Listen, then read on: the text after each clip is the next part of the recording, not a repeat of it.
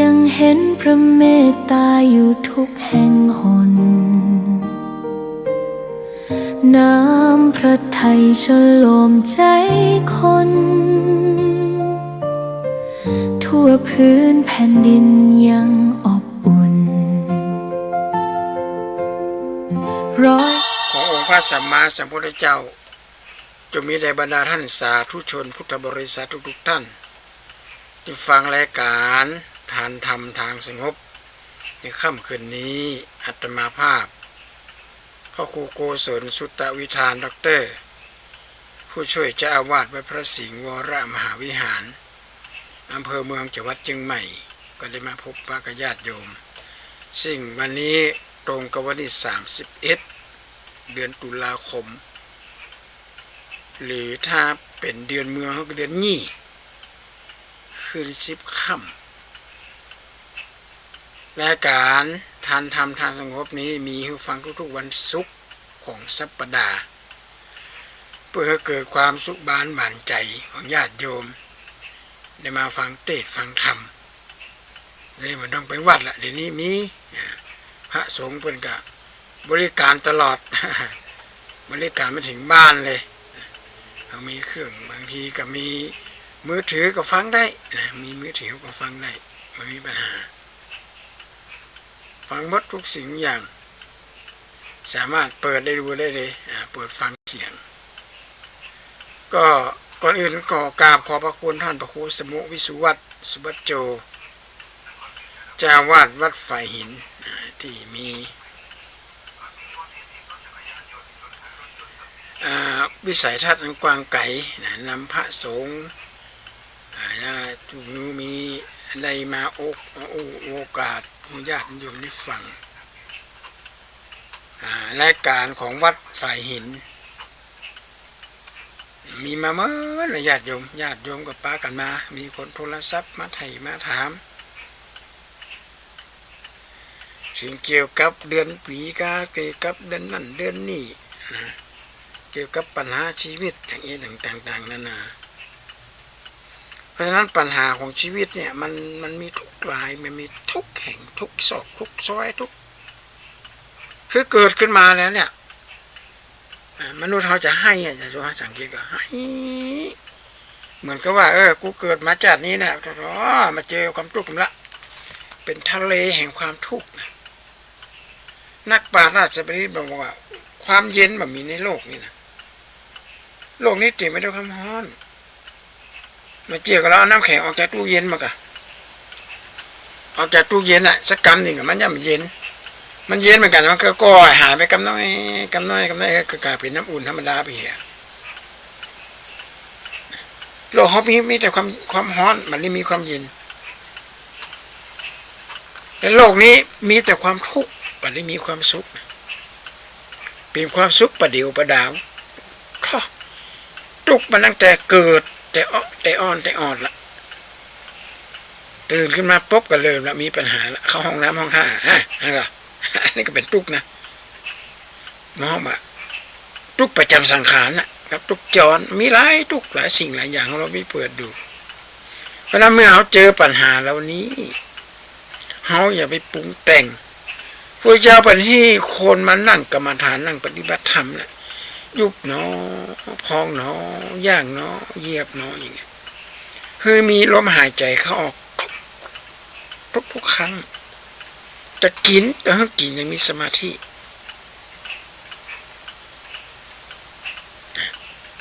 นั่งยืนเดินนั่งนอนอย่างเงี้ยนะคือเป็นหน้าที่ของชาวพุทธที่จะต้องของมนุษย์ที่จะต้องปฏิบัติกับสิ่งเหล่านี้แต่บางครั้งเขายังบอกหูเตี้ยเขายังบอกว่าเป็นปฏิบัติกันยังไงอันนี้นะญาติโยมเพราะนักปราชญ์ราชบัณฑิตบอกว่า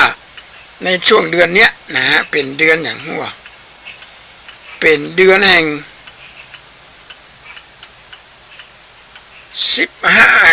30 วันน่ะมันกาลทานการกินการทานโดยเฉพาะมหากุศลยิ่งใหญ่ถึงวันที่5นี่แหละนั้นก็คือการทานกฐิน เป็นดือบุญยิ่งใหญ่มากบุญยิ่งใหญ่มากเราเกิดมาเป็นคนได้สร้างบุญสร้างกุศลอุทิศส่วนกุศลแม้กระทั่งในสิงคาลกสูตรข้อที่5เนี่ยเมื่อท่านล้มหายตายจากไปแล้วอุทิศส่วนบุญส่วนกุศลไปให้ท่านการอุทิศส่วนบุญส่วนกุศลให้ท่านถือว่าเป็นอย่างนู้นก็เป็นข้าวทิพย์น้ำทิพย์ส่งไปถึงพ่อแม่วิรุณญาณของพ่อแม่ถ้าแบบไปถึงแต่พระพุทธเจ้าไปเจอให้ทำบุญเองแล้วบทน้ำอุทิศส่วนกุศลให้พ่อให้แม่อันนี้เป็นหน้าที่รักเลยนะญาติโยมความกตัญญูเนี่ยต้องรู้จักคุณ4อย่างนักปราชญ์ราชในบัณฑิตบอกว่ารู้จักคุณของแผ่นดินถิ่นกำเนิด2รู้จักเทิดพระมหากรุณาธิคุณของกษัตริย์และรัฐาสถาบันพระมหากษัตริย์นี้ถือเป็นมิ่งขวัญศูนย์รวมจิตใจของชาวไทยทั้งชาติ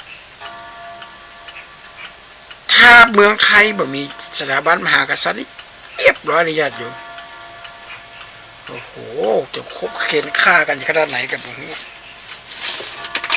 ขนาดมีเป็นเจ้าฟ้าเจ้าแผ่นดินเจ้าฟ้ามหากษัตริย์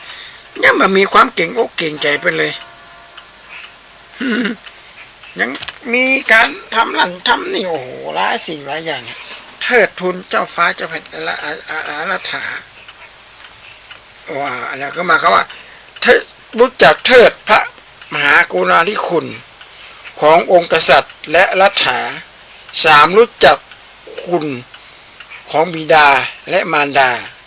ของบิดามารดาและ4รู้สิ่งถึงคำว่ากตเวทิตาอันเนี้ยในญาติโยมในตอนนี้เอาในยามในพระสงฆ์ก่อนชาวไทย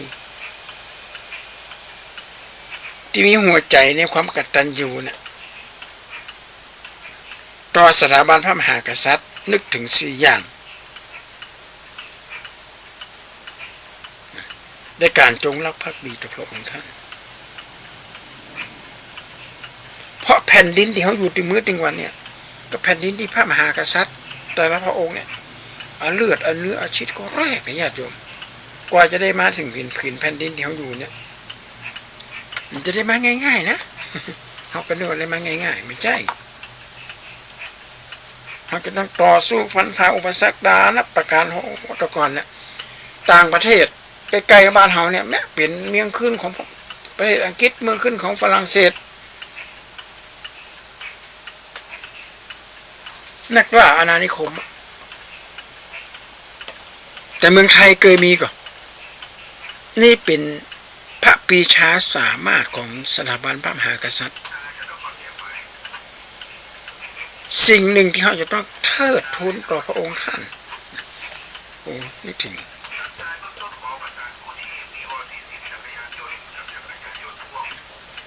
งพระมหากรุณาธิคุณของพระองค์ที่มีนี่นึกถึงความดีที่พระองค์ได้ทรงทำ3นึกถึงราชธรรมที่พระองค์ได้ทรงบำเพ็ญและ4นึกถึงความร่มเย็นเป็นไทยที่พระองค์ทรงพระราชทานแก่พวกเราทุกคน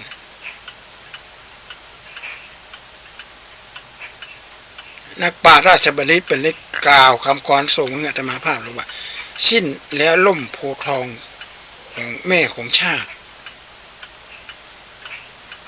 เราทวยราชอาลัยใจเศร้าส้อยสะอื้นร่ำอำลาน้ำตาปล่อยสูตรเรียงร้อยถ้อยคำนำสักการ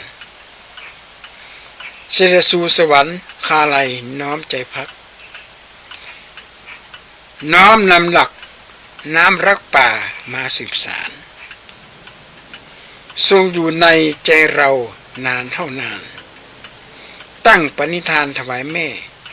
ทำให้เราทำแต่สร้างแต่ความคุณงามความดีทะสถิตในดวงใจตราบนิรันดร์น้อมศีละการกราบแทบเบื้องตัวคนละบาทด้วยสำนึกในพระมหากรุณาธิคุณญาติโยมสาธุชนทั้งหลายสถาบันพระมหากษัตริย์เป็นสถาบันที่คนไทยจะขาดไม่ได้ สมัยที่เมื่อก่อนที่จังหวัดเชียงรายที่บ้านอาตมาภาพจะมีน้ำท่วมทุกปีน้ำจะท่วมอาตมาเป็นละอ่อนน้อยนี่ว่ายน้ำป๋อมแปมป๋อมแปมน้ำแต่ก่อนนี้น้ำท่วมนี่เป็นน้ำใสๆนะหันปูหันปลากับไปตอดแหตอดอย่างแต่น้ำท่วมนี่มันเสียหายนะถ้าน้ำเต็มตะลิงนี่มันไม่เสียหายแต่มันท่วมมาล้นตะลิงเนี่ยบนตะลิงนี่สูงไปเอวนะญาติโยม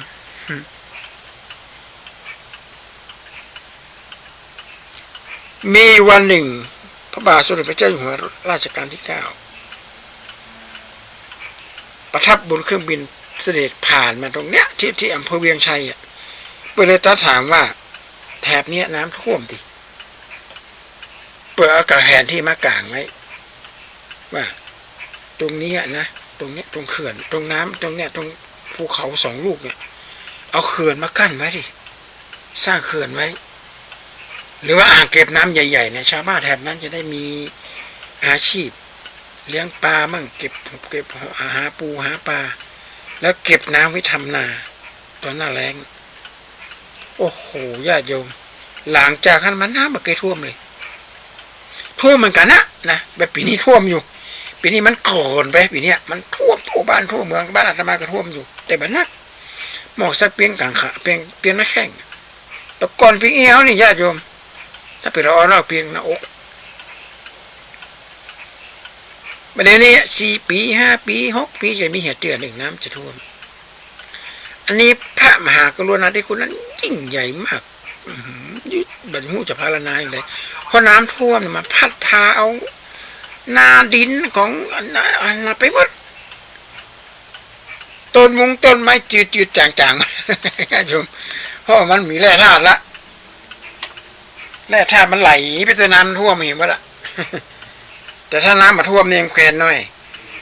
พอน้ำท่วมหลังจากน้ำท่วมเสร็จก็ต้องเอาขี้งัวขี้ควายขี้เป็ดขี้ไก่ก็โรยแต่บุต้นไม้เพราะน้ำมันจางละต้นไม้จะบางงามออกดอกออกผลนะจากบ้านนั้นเป็นต้นมานี่น้ำมันคือท่วมนักจะหายบ้านรัตมาและอำเภอบึงชัยน้ำมันจะท่วมนักอันนี้พระปรีชาสามารถจนสุดสันที่จะพารณาหูปาปื้มปิติมากเลยอาตมาไปแอวหกเป็นแปลงอย่างนี้เอาเป็นเขื่อนโครงการพระราชดำริโอ้โหเจ้าบ้านเดี๋ยวนี้เจ้าบ้านก็ในน้ำเนี่ยมาหดต้นไม้ปลูกพักปลูกอย่างนี้หน้าแล้งไงญาติโยมมันต้องได้ซื้อไปหาละน้ำใสแต่เลือกขนาดนั้นมันภูเขาถึงลูกนะเปิดใส่เป็นแปลงเป็นเขื่อนเป็นว่าเขื่อนไม่ลม เขื่อนไม่ลมคนก็ปากันไปปลูกพักปลูกอย่างเนี้ยนะเพื่อจะในมาเลี้ยงชีวิตอันนี้แหละญาติโยมสาธุชนทั้งหลายงานกฐินเนี่ยนะญาติโยมงานกฐินนี่เนี่ยเป็นเน้นถึงถ้าเขาอยากจะทอดกฐินเนี่ยนะก็บ่ต้องไปคำนึงถึงเรื่องเงินเรื่องทองอย่างนั้นของพระสงฆ์เพื่อได้อานิสงส์ในการทอดกฐินพระสงฆ์รูปได้ทับกฐินแล้วนี่ก็จะได้อานิสงส์เยอะคือตาอย่างอื่นเนี่ยเหมือนกับตานกฐินนะญาติโยมตาอย่างอื่นเนี่ยคนตานกฐินเนี่ยคนถวายสังฆทานจะได้บุญคนเดียวตัวเจ้าไม่ได้อานิสงส์แต่ตานกฐินเนี่ยนะโยมตานกฐินปั๊บโยมได้บุญได้กุศลพระสงฆ์ได้อานิสงส์เจ้าได้อานิสงส์ในการรับกฐินอานิสงส์ในการรับกฐินละว่าพระรูปนี้ได้รับกฐินสามารถอยู่ปราศจากใจจีวรฉันอดิเดกลาภได้ฉันประโพธได้ไปไหนไม่ต้องบอกกล่าวฉันประโพธหมายความว่าไปหับกินหับตาน่ะมีคน2 คนมันนิมนต์ท่านปฏิกันเนี่ยก็ห้ามไว้ละแล้วให้คนอื่นไปแทนได้ไปแทนกรรมเลยท่านพระปิเจ้าว่าที่วันไปเนี่ยอันนี้คือประโพธ สามารถเก็บอดิเรกจีวรได้หมายความว่าเก็บสังฆทานนี่มันเกินกว่านี่ได้นะ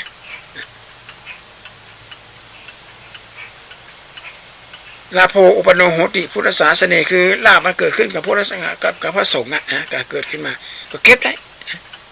อันนี้มันเป็นเรื่องของวินัยของพระเพราะนั้นพระสงฆ์ปฏิบัติเป็นกันเองต่อพระธรรมและวินัยบ่เป็นกันเองต่ออาบัติแล้วบ่ห่วงน้องห่วงน้องอาบัติเลยพระญาติโยมไผ่ที่ยังมาได้กินในตาในวันนี้ก็ตกเป็นวันที่1วันที่1ที่เขา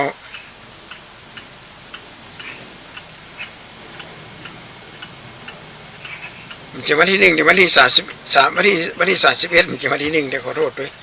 วันที่31กว่าจะถึงวันที่5เนี่ยมันก็เหลื่อม5-6เหลื่อม6วันเหลื่อม6วันวัดไหนที่เป็นยังมาได้ฮับกฐินเนี่ย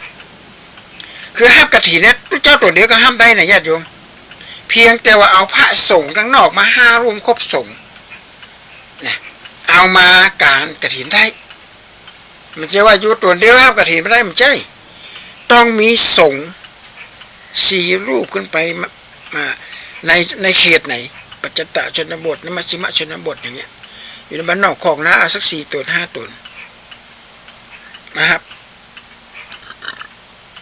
แล้วก็มีคนสวดกฐินอันนี้ได้อันนี้สงฆ์ไม่มีปัญหา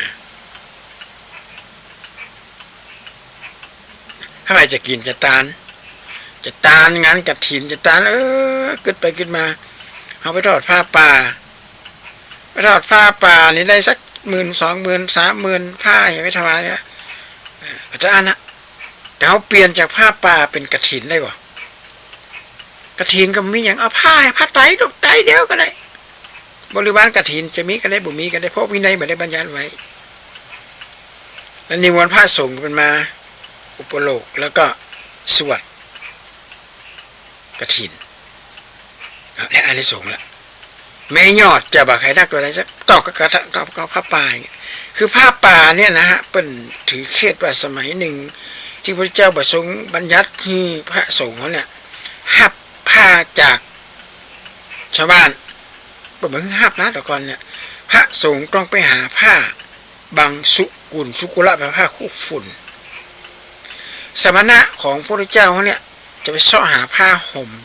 ซากศพซากอย่างเนี้ยที่เป็นเอาห่มศพห่มอย่างแล้วมีสัตว์มากินศพกินอย่างแล้วก็เหลือผ้าไว้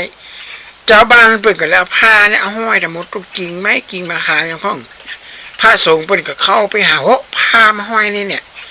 เปิดกันเลยอธิษฐานอิมังบังสกุลจีวรานี้อิมังบังสกุลจีวรานี้ผ้านี่เป็นของใครเปิดอธิษฐานก่อนนะมีของไผ่กะเนี่ยถ้าอาตมาขอเนอเนี่ยเราอธิษฐานเนี่ยผ้าป่าที่เป็นที่ทุกเจ้าปุ่นมาขอนิมนต์กราบอาราธนานิมนต์เจ้าอาวาสมาพิจารณาผ้าป่ามารับผ้าป่าเงี้ยเปิดกับไปถึงพวกกับผ้าที่เป็นห้อยน่ะจะเป็นผ้าไตรก็ผ้าสบงก็ห้อยผ้าป่าเปิดกับอธิษฐานอิมังบังสกุลจีวรานี้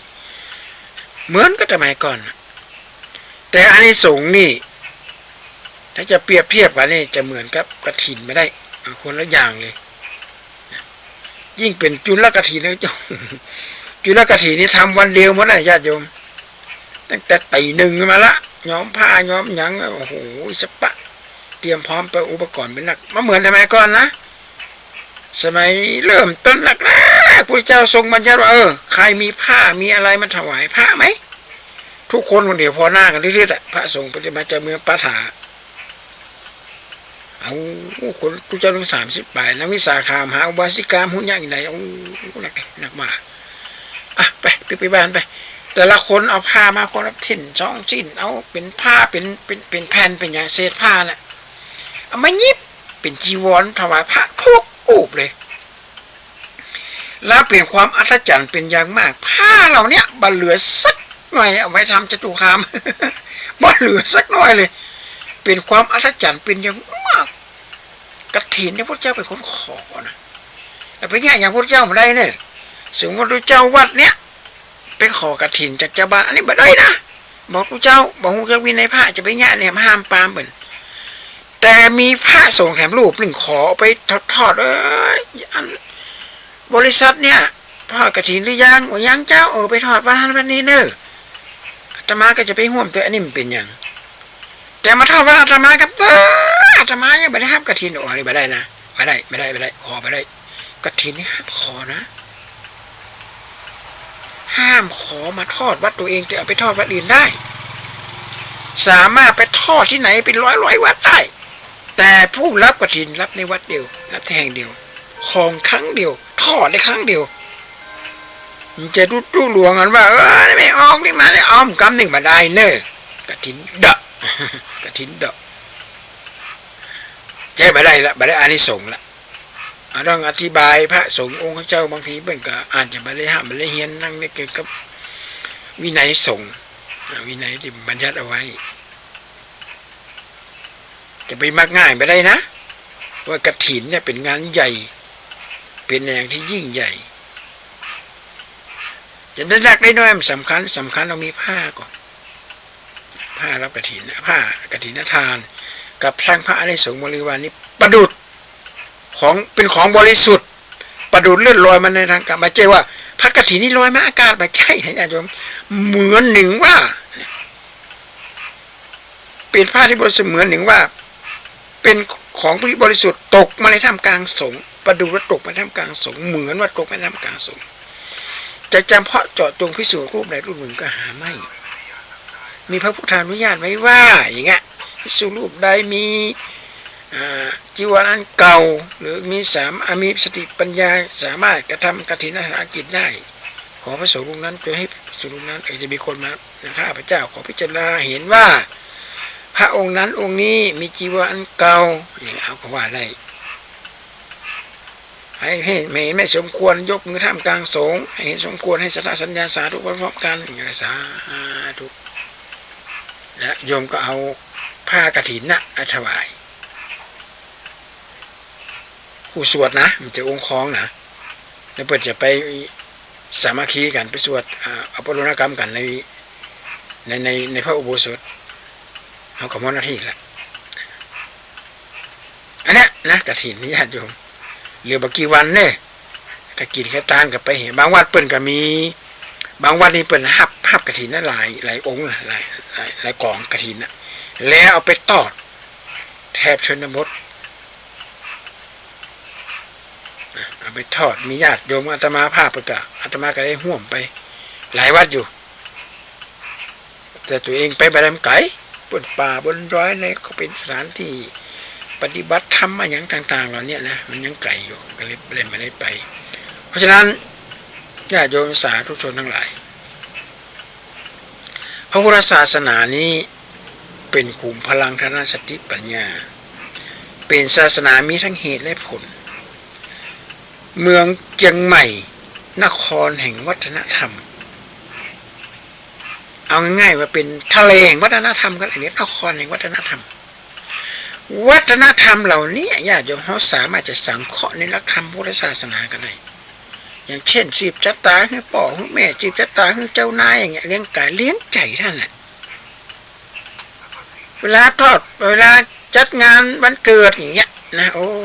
ยคนนั่นมาเคยหันหน้ากัน4 ปี5 ปี10 ปีไปไหนมาก็อยากโอ้จีน้องจัดการวันเกิดแต่ก็มากันดีอกดีใจให้น้ำตาไหลได้หันเปื่อนหันฟงเนี่ยหันญาติโกโหติกาแม่ก็มีกำลังใจพ่อก็มีกำลังใจอันนี้ล่ะเลี้ยงกายเลี้ยงบ้านเลี้ยงเรามาเราเลี้ยงท่านต่อไปเลี้ยงอะไรเลี้ยงกายเลี้ยงใจเลี้ยงกายนี่อาหารอะไรนั่นก็ได้หาหยุกหายาอาหารการกินข้าวปลาอาหารมาเลี้ยงท่านยามเด็กเราต้องการพ่อเราต้องการแม่พอถึงยามแก่พ่อแม่ก็ต้องการเราบัดตักปีละอ่อนน้อยนี่มันจะเป็นการอย่างนั้นให้นี่ค่ะมีเหตุผล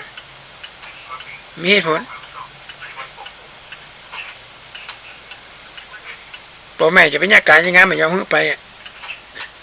เพราะว่ากลัวว่ามีใครดูแลเป็นยามแก่พ่อแม่ก็ต้องการเราพ่อแม่ไปไหนก็ยากนั่งก็โอยนอนก็โอยเหมือนดอกไม้โรยร่วงจากเกสรน่ะ ลำบากลำบนมากเฮาในฐานะเป็นลูกเลี้ยงกายเลี้ยงใจท่านจะไปย่างให้เปิดในคุณคล้องมองใจจะไปจะไปด่าจะไปดูถูกพ่อแม่ว่าเป็นคนง่าคนปัญหาบางเฮียนอย่างนั้นบ่อยมาได้ไผ่ดูถูกพ่อแม่ก็แสดงว่าตัวเองง่าเหมือนง่ายิ่งกว่าพ่อแม่กันเป็นอุตส่าห์เลี้ยงเขามันกันหน่อยสองตายายสองพ่อแม่เนี่ยเปลี่ยนเวรกันนะญาติโยมวันนี้แม่อยู่เป็นดิกเนอร์พ่อจะอยู่เป็นเจ้า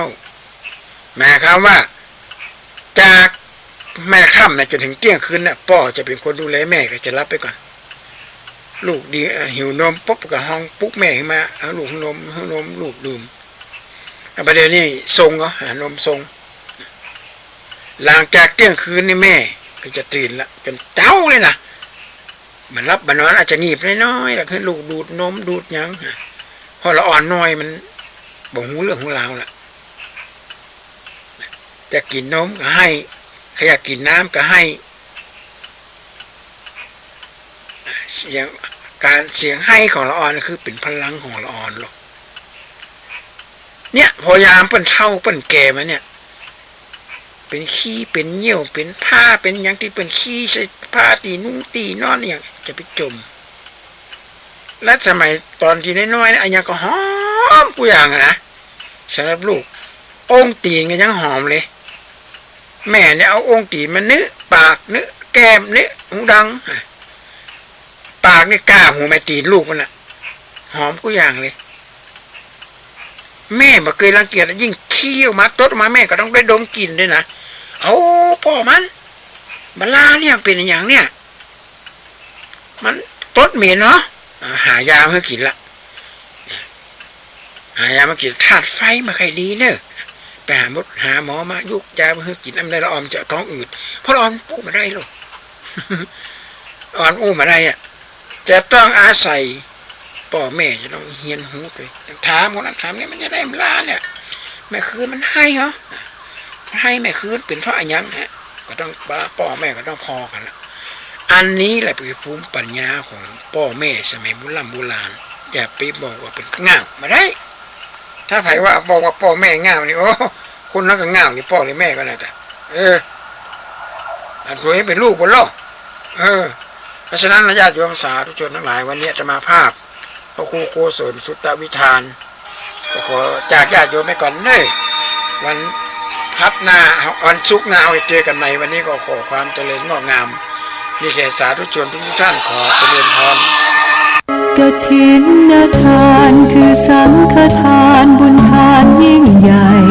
1 เดือนท่านกำหนดไว้นับตั้งแต่วันออกพรรษา